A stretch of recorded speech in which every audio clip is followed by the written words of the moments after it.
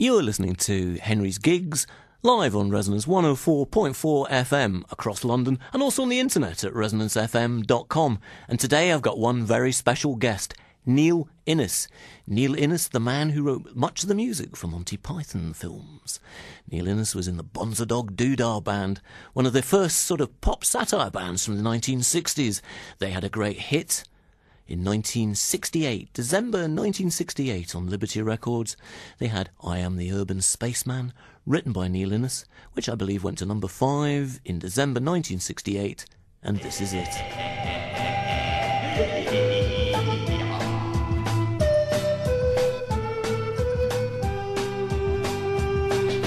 I'm the urban spaceman, baby, I've got speed. I've got everything I need. I'm the urban spaceman, baby, I can fly. I'm a supersonic guy. I don't need pleasure, I don't feel pain. If you were to knock me down, I'd just get up again. I'm the urban spaceman, baby, I'm making out.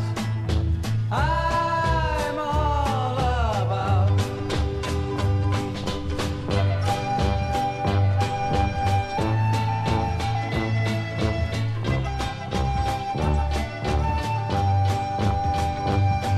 I wake up every morning with a smile upon my face. My natural exuberance spills out all over the place.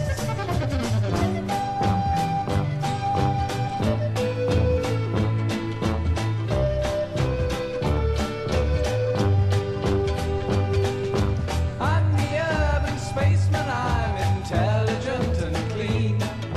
Know what I mean? I'm the urban spaceman, as a lover second to none.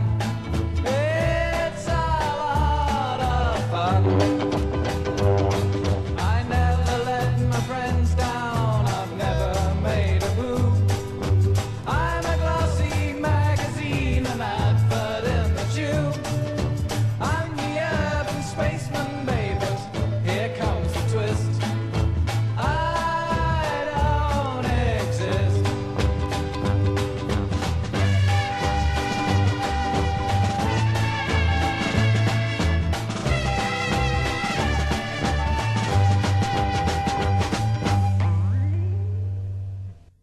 I'm the Urban Spaceman there, by the Bonza Dog Doodah Band from 1968.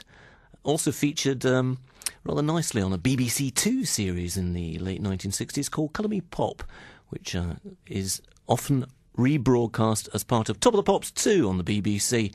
Neil is going to talk to me live here on the show, here on Resonance FM, about a new album that he's made. It's called Neil Innes, In His Own World, The Best Bits, Part 1. Neil has made this album and it's only available through Neil's website and at gigs that Neil's going to be doing over the next year. So do look out for Neil Innes and also look out for his website, because this is how you're going to be able to get this album that we're going to play later on the show here exclusively on Resonance FM here in London. So it's all the W's, INNES book, BOOK, of records.com. So InnesBookOfRecords.com. That's how you're going to be able to get this album that we're going to play you here, exclusively here on Resonance FM. Coming up on today's show, we talk about Neil Innes' times with the Bonza Dog Doodah Band, the TV series Do Not Adjust Your Set, Monty Python's Flying Circus, Rutland Weekend Television, and the band The Russells, alongside his brand new album, Innes' Own World. Okay, you're about to hear an unedited live conversation with Neil Innes and me, Henry Scott Irvin, recorded live here for Resonance FM. I've just heard your new album, Neil. Absolutely excellent. Some of your best work, I think. Because I didn't know how people would react to it, because it is different, isn't it? So the response has been fantastic.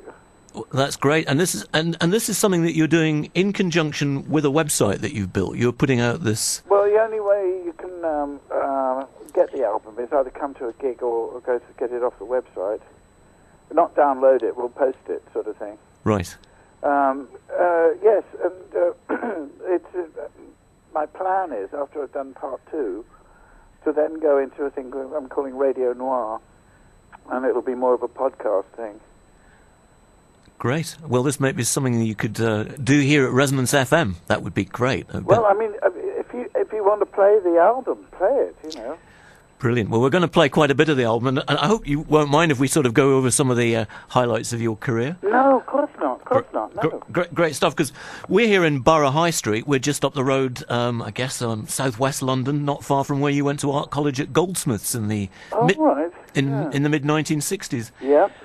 Paint me a picture of what it was like when you were there in the Goldsmiths in the 60s, because it was quite a den of creativity at that point, wasn't it? Well, it was, you know, it was quite a buzzy place, I have to say. It's been modernised and more bits, but we had sheds and things across the road where we used to, you know, we could make things and paint things, make a mess. But I think my friends and I, we decided to put on the art school dance of the... It was called the Red Dance, and it was so successful that they banned them for 2 years. But no, we had the Who came and played there, Booker T and the MGs, all sort of spindly teenager type, you know, young men just cutting their teeth on it. And this is where you met the Bonzos, and did you meet Viv Stanshall there? Was he at college with you? No, he wasn't. That was the thing. We were all at different art schools. He was at Central, and it was through Vernon, who lived in the same house as me in Blackheath, that I got to meet them. And we used to go up to the Royal College of Art every Tuesday to sort of practice this nonsense. And in fact, Viv had left for a while. So I met him. Rodney brought him down to New Cross, to the New Cross Arms, which is right by Goldsmiths. And he was a little plumper in those days, and he had Billy Bunter trousers, a Victorian frock coat.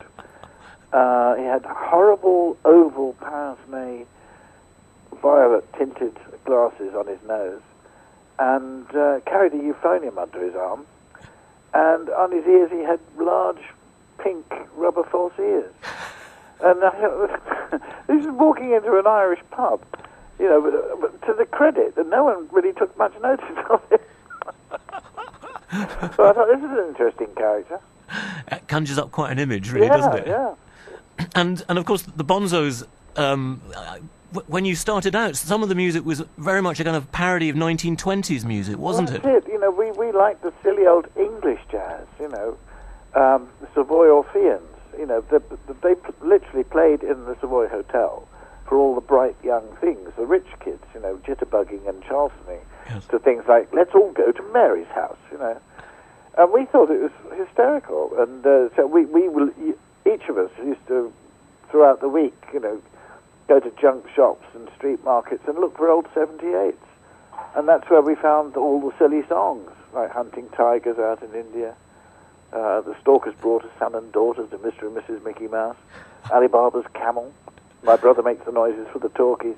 It was all there, you know. And if you just bought it by what was on the label, if it was a silly title like "I'm going to bring a watermelon to my girl tonight," well, you lashed out the tuppence or fourpence and bought it on spec. And then the thrill of taking it home and putting it on your wind-up gramophone to see what it was like. I remember, you know, vividly first seeing you as a boy.